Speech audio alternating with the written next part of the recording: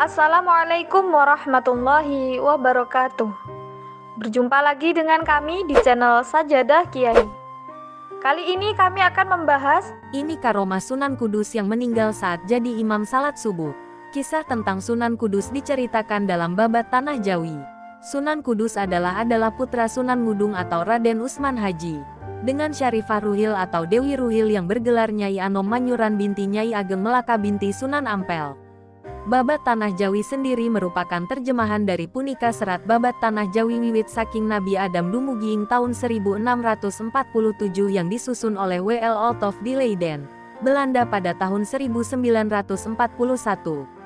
Sunan Kudus adalah keturunan ke-24 dari Nabi Muhammad. Nama lengkapnya adalah nama Sayyid Jafar Shadiq Asmad Khan. Ia lahir pada tanggal 9 September tahun 1400 Masehi, 808 Hijriah. Sang ayah adalah Senopati atau Panglima Kerajaan Demak. Jafar Shadiq menggantikan jabatan ayahnya untuk memperluas wilayah kekuasaan Kerajaan Demak. Melalui posisi Senopati itulah, Jafar Shadiq menyebarkan Islam di wilayah Demak.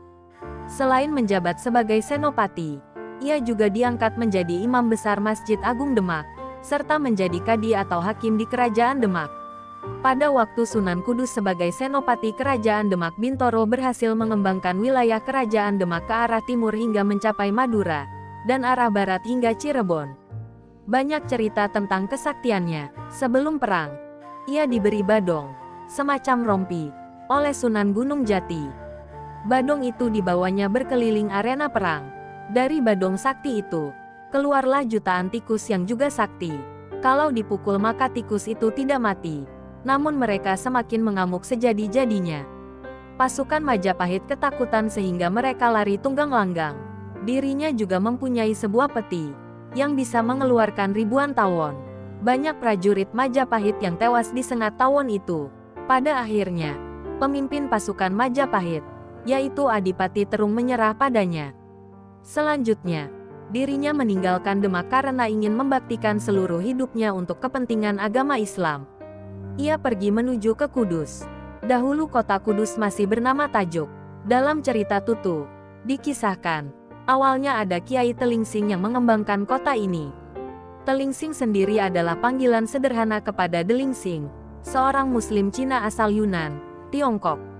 Ia sudah ada sejak abad ke-15 Masehi dan menjadi cikal bakal Tionghoa Muslim di Kudus.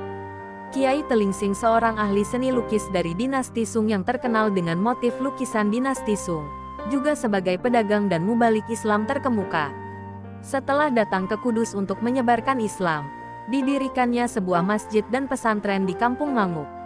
Raden Undung yang kemudian bernama Jafar Talib atau lebih dikenal dengan nama Sunan Kudus adalah salah satu santrinya yang ditunjuk sebagai penggantinya kelak. Jafar Shadiq awalnya hidup di tengah jamaah dalam kelompok kecil di Tajuk.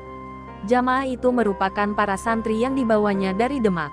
Setelah jamaahnya semakin banyak, kemudian membangun masjid sebagai tempat ibadah dan pusat penyebaran agama. Tempat ibadah itu adalah Masjid Menara Kudus yang masih berdiri hingga kini. Masjid ini didirikan pada 956 H yang bertepatan dengan 1549 M. Kota Tajuk mendapat nama baru, yakni Quds, yang kemudian berubah menjadi Kudus. Kemudian pada akhirnya Jafar Shadiq sendiri dikenal dengan sebutan Sunan Kudus. Sunan Kudus banyak berguru kepada Sunan Kalijaga.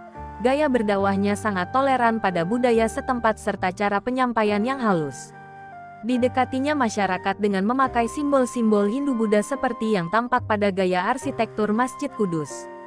Untuk menarik simpati masyarakat untuk mendatangi masjid guna mendengarkan tablik akbarnya, ia tambatkan kebo gumarang, sapi, di halaman masjid. Masyarakat yang saat itu memeluk agama Hindu pun bersimpati, dan semakin bersimpati selepas mendengarkan ceramahnya mengenai sapi betina atau Al-Baqarah. Sunan Kudus meninggal dunia saat menjadi imam sholat subuh di Masjid Menara Kudus pada tahun 1550. Dia wafat dalam posisi sujud, dimakamkan di lingkungan Masjid Menara Kudus. Terima kasih telah menonton video kami. Jangan lupa like, comment, share, dan subscribe channel Sajadah Kiai, serta bunyikan loncengnya agar tidak ketinggalan video-video terbaru kami. Dengan mensubscribe berarti Anda mendukung channel kami serta membuat kami lebih semangat dan konsisten dalam membuat video-video terbaru. Wassalamualaikum warahmatullahi wabarakatuh.